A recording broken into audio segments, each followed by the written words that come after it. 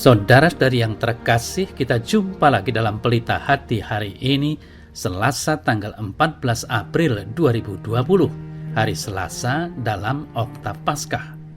Bersama saya Romo Thomas Suratno SC dari Paroki Cilandak, Jakarta Selatan, mendengar dan merenungkan sabda Tuhan, yakni firman Tuhan yang tersurat di dalam Injil Yohanes, bab atau pasal 20, ayat 11 sampai dengan ayat 18. Setelah makam Yesus kedapatan kosong, maka Maria Magdalena berdiri dekat kubur dan menangis. Sambil menangis, ia menjenguk ke dalam kubur itu, dan tampaklah olehnya dua orang malaikat berpakaian putih, yang seorang duduk di sebelah kepala dan yang lain di sebelah kaki di tempat mayat Yesus terbaring. Kata malaikat-malaikat itu kepadanya, "Ibu, mengapa engkau menangis?" Jawab Maria kepada mereka, "Tuhanku telah diambil orang dan aku tidak tahu di mana ia diletakkan." Sesudah berkata demikian, ia menoleh ke belakang dan melihat Yesus berdiri di situ, tetapi ia tidak tahu bahwa itu adalah Yesus. Kata Yesus kepadanya, "Ibu, mengapa engkau menangis? Siapakah yang engkau cari?" Maria menyangka orang itu adalah penunggu taman, lalu berkata kepadanya, "Tuhan, jika Tuhan yang mengambil dia, katakanlah kepadaku di mana Tuhan meletakkan dia, supaya aku dapat mengambilnya." Kata Yesus kepadanya, "Maria." Maria berpaling dan berkata kepadanya dalam bahasa Ibrani, "Rabuni," artinya guru. Kata Yesus kepadanya, "Janganlah engkau memegang aku, sebab aku belum pergi kepada Bapa. Tetapi pergilah kepada saudara-saudaraku dan katakanlah kepada mereka bahwa sekarang aku akan pergi kepada Bapakku dan Bapamu, kepada Allahku dan Allahmu." Maria Magdalena pergi dan berkata kepada murid-murid, "Aku telah melihat Tuhan," dan juga bahwa Dia yang mengatakan hal-hal itu kepadanya. Saudara-saudari yang terkasih, Paskah membawa pembaharuan hidup. Yesus yang bangkit membawa kesegaran baru. Hidup lama kita diterangi dengan sinar kebangkitan yang membawa sukacita. Bersyukur dan bersukacita, itulah yang membawa kesegaran baru dalam hidup kita. Hidup baru tidak berarti serta-merta meninggalkan hidup yang lama.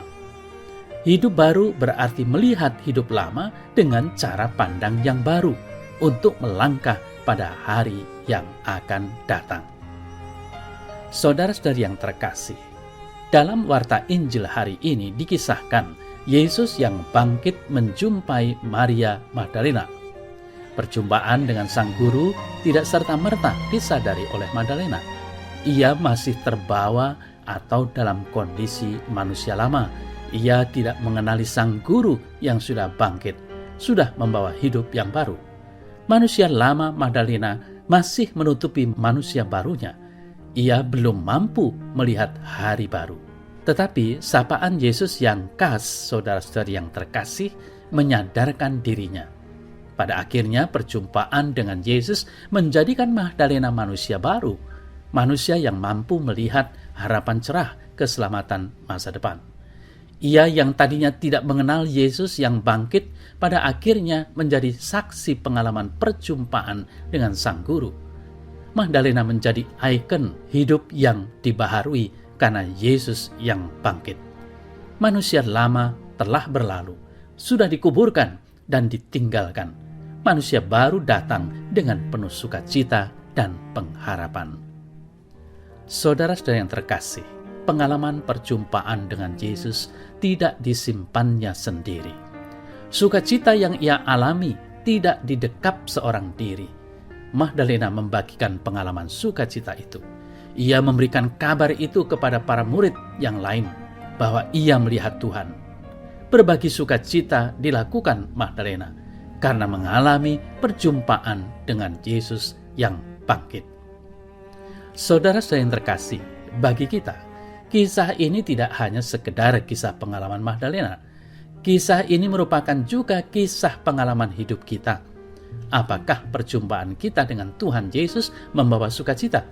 apakah sukacita itu sudah kita bagikan kepada orang-orang yang ada di sekitar kita?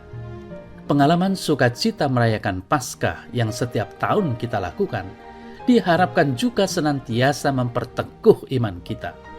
Ini merupakan peristiwa karya keselamatan Allah yang luar biasa. Gereja senantiasa mengenangnya kembali. Gereja menghadirkan kembali karya agung keselamatan Allah ini. Mungkin hidup kita biasa-biasa saja, saudara-saudari yang terkasih, tidak ada perubahan. Usaha tetap berjalan biasa, hutang-hutang tidak segera lunas, anak-anak tetap bermasalah, suami istri tidak kunjung usai bertengkar. Nah, inilah saatnya bagi kita untuk mempunyai sikap pembaharuan diri. Dasar pembaharuan itu adalah sukacita merayakan Paskah, sukacita mensyukuri bahwa hidup kita diperhitungkan Allah. Allah tidak meninggalkan kita sendirian. Permasalahannya, apakah kita senantiasa menyadarinya dan membiarkan Allah terlibat dalam persoalan hidup kita? Saudara-saudari yang terkasih, ketika kita mengalami sukacita atau kesuksesan, kita juga perlu ingat Tuhan. Ia hadir dalam segala situasi. Pada saat demikian, memang kita tidak mengeluh. Maka yang bisa kita lakukan adalah berbagi sukacita. Seperti yang dilakukan Magdalena, membagikan sukacita itu pada orang lain. Biasanya yang bisa kita lakukan adalah dengan bertutur kata atau bersikap yang bisa membawa berkat bagi orang lain. Namun, bila kita mampu melakukan yang lebih besar dan nyata, kenapa tidak? Ya Tuhan, aku bersyukur atas rahmat keselamatan yang Engkau anugerahkan kepadaku. Semoga aku mampu menerima rahmat itu dengan hati penuh sukacita. Ajarilah aku untuk juga mampu berbagi sukacita kepada orang-orang yang ada di sekitarku. Amin.